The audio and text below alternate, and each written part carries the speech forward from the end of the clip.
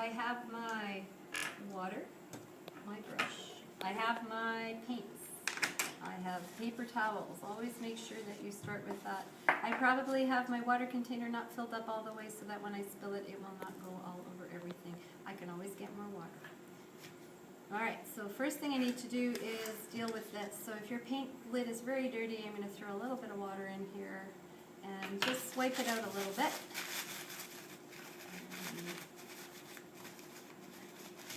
And I'm going to keep this dirty paper towel handy because it's always handy.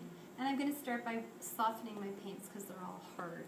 So I'm going to put a little bit of water in the yellow, and while I'm doing this, I'm also cleaning them. And I'm going to leave a little puddle of water in each one. And I'm going to just swirl around until it's clean. And I'm going to leave that little puddle of water in there because that is going to make my color juicy. I start with the lightest color. I go from yellow to orange to red. So my warm colors, and then I'm going to go from blue to black to purple, and I'm going to leave brown and black alone for the moment. Okay, now I'm looking at this, and I am going to probably need to change my water. So I'm back with clean water, notice, not full, and I'm going to wet my paper first. So if I want the paint to spread, I want to wet my paper. As you remember from grade 2, water follows water. Water molecules are attracted to each other. They're in love. So here's my yellow. I'm going to put some yellow. I'm going to have some juicy yellow. I'm going to let it sort of flow along here. I rinse my brush. I'm going to tap it a little in the paper towel. I'm going to spread some more water. Get some orange. Notice I didn't rinse my brush again, and I'm going to mix it together. Rinse my brush, tap it on here, get some yellow. This is called wet in wet. I'm creating a graduated wash. So if you want an even color for the background, this is how you do it, by putting water down. If you end up with giant puddles, the big no-no is to take your paper towel and start doing this, because you get these horrible paper towel prints on your picture. You don't want those. Watercolor is very forgiving. I can just fix it by adding more water and then adding more color. If you do have a big puddle right here, it's like Mr. Medeiros' mop. I squeeze the water out of my brush, I put it in the puddle, it will suck it up. I might have to do it a couple of times, but it will suck up the big puddle, and I won't have those nasty prints, and I'll actually have a smooth background. Mrs. Potapinski, please call the office. Hey, Mrs. Potapinski, call the office. All right, so I'm going to keep going. I want to go maybe from red. So you're sort of practicing what kind of colors you can get here. What happens when I mix red with some orange? Notice if I put more water, it gets lighter. There's no white. If I want pink, I'm adding water. If I want it darker, I'm adding more paint. Okay? If I want it really dark, I'm not adding water, I'm just adding paint. If it's streaky and I don't like the streaks, I'm going to add a bit of water. And a lot of times I'm dabbing my brush on my paper towel to control the amount of water. So you don't want too much water on your brush, you want just the right amount. So then I'm going to go to my, oops, I think I'm going to start yellow again. And I'm going to start with yellow. Oops, I forgot to put water. And I'm going to go with some green. What happens when I add green to the yellow? Right. And what happens when I add blue to the green? So what kind of colors do I get? What happens when I mix blue with orange? Opposite colors on the color wheel will give you gray, right? Or brown.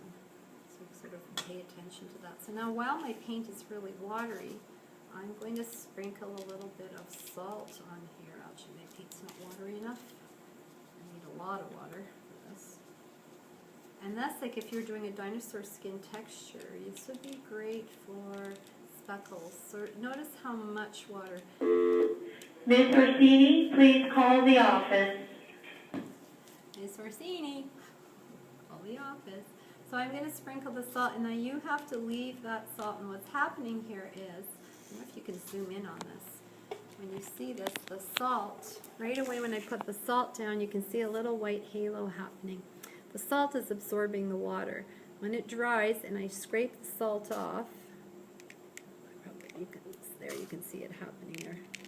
You can see it's sucking up that water, and it will leave a little white spot, so it will leave a beautiful speckly effect.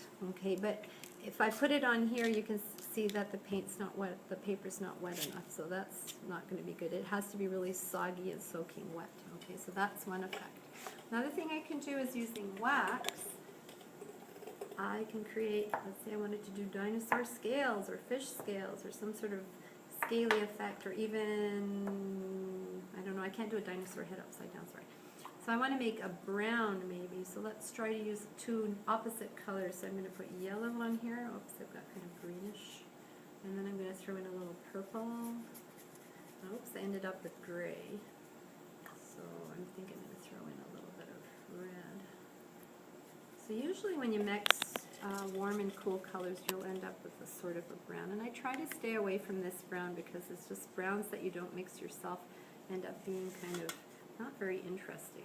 Not as interesting as the ones you make. So here, wax waterproofs the paper.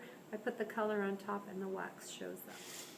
Another thing you can do to create an effect is called washing out. So I'm going to take a dark color. Wow, that is a dark color. If you want to darken a color, so some colors that look good with black, I might add a bit of black to the purple. Black and purple look nice. Red and black look really nice. So you experiment with colors and see what they do. What else looks nice? Oh, let's practice with blue and black. Blue and black is just gorgeous. The only one that doesn't look very good with black is yellow, because the black has a bit of blue, and it'll end up looking at this horrible green. So you can get these beautiful dark stormy colors when you add black to them. And then I can take my Q-tip and I can start washing out spots if I wanted to do speckles. Now you have to work pretty fast. You have to do this while the paper is kind of wet, because you'll notice I'm going to try it here and it's not going to work so well. So the paper has to be quite wet, so you sort of have to think ahead of time, what are you going to do? I could do some squiggles and create textures and lines. So if I wanted to do, you know, my dinosaurs scales or something, I could create these beautiful lines. And before you do anything, you should plan your colors, you should experiment. So really think this through, what colors work well together. Where do I have contrast? If I make everything pale yellow and pale green, it's going to be kind of boring. I need some light colors, I need some dark colors. So I need to look at the color wheel. I might need some opposite colors too. Brown, so let's look at brown. So if you're working with brown, Mrs. Hayes' rule of color. Oh yeah, green, sorry. I've got to do the green thing because you're working with dinosaur. Green. Green by itself that comes in this paint tray is not like any other kind of green you'll ever see. You will not find this green in nature. So what's my rule? Mix it with yellow. My rule for mixing colors is always start with the light color first and then add the darker color. I can mix green obviously with blue. So green is lighter than blue, so I'm going to add the blue after. I could I can mix green with orange if you want camouflage green. Green and orange is your color mix, and you get this beautiful, oh, if it turns brown, you just need more green.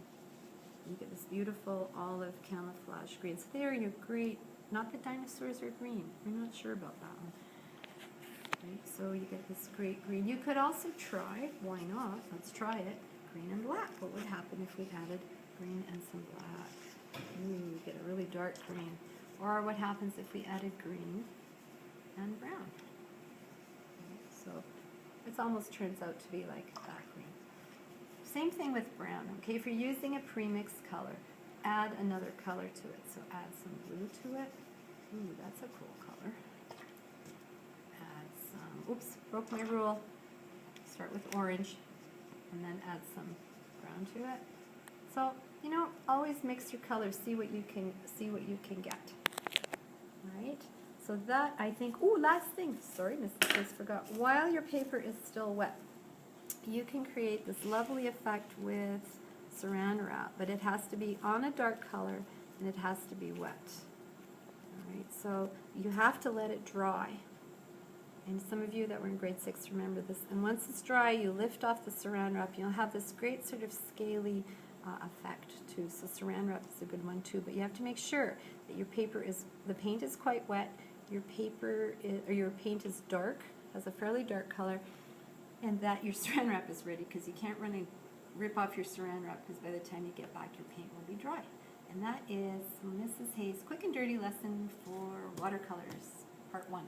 So, alright, so now once some of your areas are dry, washing a wet area into a wet area will give you fuzzy, blendy areas. If you want crisp edges, then I can paint on top of them. It's called wet on dry, right? And I can get a really crisp, beautiful edge on my paint.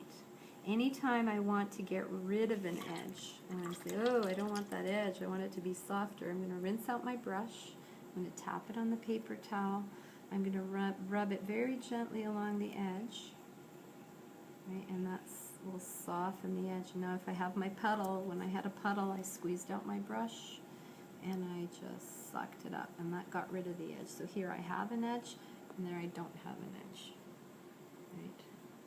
So that's a way of getting hard and soft edges, right? And then what we were doing, we said once this was dry, we can put more wax on a color, right? So if I want that color to show through, I'm going to go over top of it with a darker color, and that color that I had underneath will show through again. And you can keep layering. Once this is dry, I can cover the green with some wax.